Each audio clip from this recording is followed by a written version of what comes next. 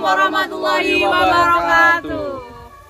Perkenalkan, kami dari kelompok 6 dengan anggota yang pertama yaitu saya Bagus Farhan Hakiki dengan NIM akhir 174. Saya Alfira Nasiha dengan NIM akhir 176. Saya Ceng Ayu dengan NIM 202. Saya Zulfi Hendrian Rahmadi dengan NIM akhir 218. Saya Zani Novia Putri dengan NIM 225. Baik teman-teman, di sini kami berada di Desa Agrowisata di Kecamatan Melati, Sleman. Kami sedang mengidentifikasi beberapa hama yang menyerang tanaman salak. Apa saja hama itu? Mari ikuti kegiatan kami. Halo teman-teman semua, kali ini kami dari kelompok 6 sedang mengunjungi salah satu agrowisata yang berada di daerah Yogyakarta. Agrowisata ini tepatnya berada di Desa Kebun Kerto, Turi, Sleman, Yogyakarta, yaitu berada di Dusun Gadung. Agrowisata ini berjarak kurang lebih 25 km dari pusat kota Yogyakarta dan memiliki rute jalan yang sangat mudah loh teman-teman. Agrowisata ini juga dibuka sejak tahun 1994. Pada tahun 90-an, agrowisata ini menjadi salah satu primadona wisata di Sleman, Yogyakarta loh. Karena selain sebagai pusat perkebunan salak di Yogyakarta, agrowisata ini juga menawarkan berbagai destinasi dan berbagai kegiatan yang bisa dilakukan di tempat ini seperti halnya outbound, pramuka dan lain sebagainya.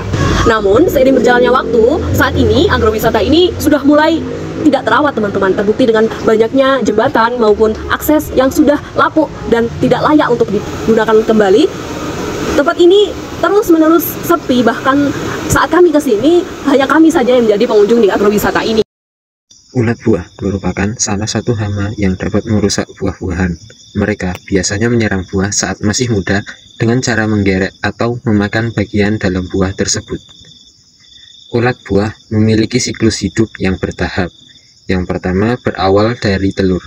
Ulat buah bertelur di bagian tanaman yang lembut atau pada bagian buah yang masih muda. Tahap selanjutnya adalah larva. Setelah menjadi telur, ulat buah akan menjadi larva dan menetas. Berada dalam tahap larva ini, mereka akan memakan dan tumbuh di dalam atau di sekitar buah. Seringkali membuat terowongan kecil atau lubang untuk memakan daging buah. Tahap selanjutnya adalah pupa. Ulat buah akan memasuki tahap pupa setelah mencapai ukuran maksimal. Pada tahap ini, mereka bisa berada di dalam tanah atau di tempat berlindung lainnya.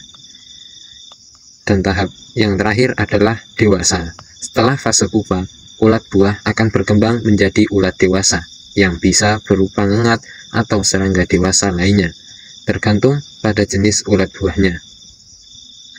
Ngengat betina kemudian akan bertelur kembali menutupi siklus hidup ulat buah. Bagian tanaman salak yang diserang oleh ulat buah yaitu daunnya. Ulat ini mula-mula menyerang tanaman salak dengan cara memakan daun salak baik yang tua atau yang muda. Setelah itu, ulat bersembunyi dengan jalan menggulung daun, lalu memakan daun sehingga daun tersebut menjadi berlubang. Pengendalian dilakukan dengan manual dan juga secara kimia. Pengendalian manual dengan mengambil dan memusnahkan gulungan daun yang berisi ulat. Sedangkan secara kimia dengan menggunakan insektisida yang disemprotkan ke telur atau ulat pada daun. Jenis insektisida yang dipergunakan adalah berbahan aktif Quinalfos, contohnya Bayirusil 250 EC dan Akalus 25 EC. Kerusakan yang dialami tanaman akibat dari serangan lalat buah berfokus pada bagian buahnya saja. Namun, tanaman itu sendiri tidak terganggu, tetap normal, tumbuh sehat, dan tetap bisa berbuah. Salah satu hama penyerang salak adalah lalat buah Bactrocera dorsalis dari ordo Diptera dan famili Tephrididae, yang dikenal sebagai hama yang kerap menyebabkan kerugian ekonomis akibat kerusakan fatal yang ditimbulkan pada hasil panen, yakni bagian buah. Serangan lalat buah datang dari betinanya. Lalat buah betina akan menusukkan bagian ovipositornya yang bertujuan melakukan injeksi atau meletakkan telurnya di dalam buah. Gejala awal ditandai dengan terlihatnya noda-noda kecil berwarna hitam bekas tusukan ovipositornya.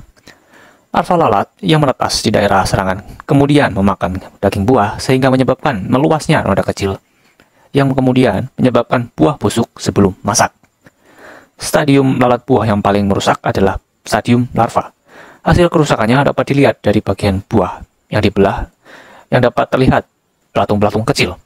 Kemudian daging buahnya akan berubah warna dan pada bagian yang terserang menjadi lunak. Secara morfologis, tubuh lalat buah dibedakan menjadi 3 bagian, yaitu kepala atau caput, dada atau toraks, dan perut atau abdomen. Pada bagian kepala terdapat mata majemuk, sepasang antena, dan mulut tipe penghisap. Bagian dada terdiri dari protoraks, mesotoraks, dan metatoraks. Pada dada terdapat kaki dan sayap yang berada pada bagian mesotoraksnya. Lalat buah ini memiliki ukuran tubuh sekitar 8 mm dan ukuran sayap sekitar 7,3 mm. Kemudian memiliki 2 garis hitam horizontal pada bagian abdomennya dan 1 garis hitam longitudinal memanjang dari bagian bawah segmen ketiga sampai segmen paling atas abdomennya, sehingga terlihat seperti huruf T. Lalat buah betina memiliki ovipositor yang sangat kecil, tipis, dan tajam. Siklus hidup lalat buah salak Batrocera dorsalis meliputi beberapa tahapan, yaitu telur, larva, pupa, dan imago. Lalat buah Batrocera dorsalis membawa telur ke dalam buah salak, kemudian setelah telur ditebaskan di dalam buah, larva akan bermula dari telur hingga mencapai tahap larva. Larva Batrocera dorsalis hidup dan berkembang di dalam daging buah selama 6-9 hari. Setelah larva mengalami pertumbuhan dan perkembangan, mereka akan keluar dari dalam buah melalui lubang kecil dan masuk ke tahap pupa. Setelah pupa mengalami pertumbuhan, mereka akan muncul sebagai imago lalat buah. Untuk mengendalikan populasi lalat buah Batrocera dorsalis, beberapa metode yang dapat digunakan meliputi penggunaan aktraktan, yang mana aktraktan metil eugenol digunakan sebagai umpan untuk mengendalikan lalat buah Batrocera dorsalis. Kemudian ada pengendalian genetik, yang merupakan salah satu strategi yang digunakan untuk mengurangi populasi lalat buah. Tujuannya adalah untuk mengembangkan varietas tanaman yang lebih tahan terhadap serangan lalat buah. Yang terakhir ada penyemprotan dengan insektisida yang bersifat kontak agar tidak menjadi residu dalam buah dan dapat digunakan untuk membunuh dan mengendalikan lalat buah. Baik teman-teman, itu tadi perjalanan kami di menelusuri kebun salak di Melati, Sleman. Terima kasih telah menyaksikan video berdurasi pendek dari kami. Semoga menginspirasi kalian dan bermanfaat untuk menambah pengetahuan kalian. Terima kasih. Wassalamualaikum warahmatullahi wabarakatuh.